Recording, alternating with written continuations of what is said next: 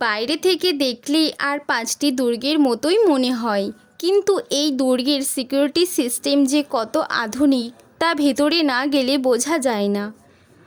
আজ থেকে প্রায় 500 বছর আগে এই দুর্গের ভেতরে একটি সাউন্ড সিস্টেম তৈরি করা হয়েছিল, যার ফলে সামান্য হাততালির আওয়াজ পৌঁছে যায় কয়েক কিলোমিটার দূরে।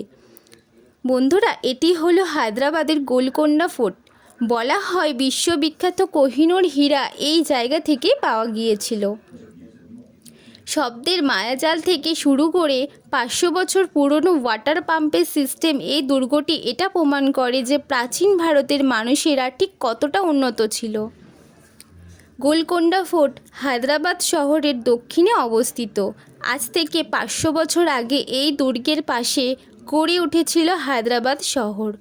দুর্গের বাইরে এমনভাবে দেওয়াল বানানো আছে যে হঠাৎ করে দেখে বোঝা যায় না যে ঢোকার রাস্তাটি ঠিক কোথায়।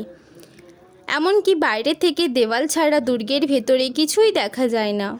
ওই সময় ঔরঙ্গজেব এই দুর্গের জলের লাইন আর খাবারের সাপ্লাই বন্ধ করে দেন, আর কামানের গোলা দিয়ে এই দুর্গের ছাদ সম্পূর্ণরূপে ধ্বংস করে দেওয়া হয়, যাতে এই দুর্গটি আর বসবাসের উপযোগী না থাকে।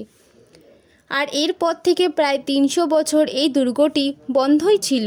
ভারত স্বাধীন হওয়ার পর ভারত সরকার এই দুর্গটি খুলে দেয় পর্যটকদের জন্য।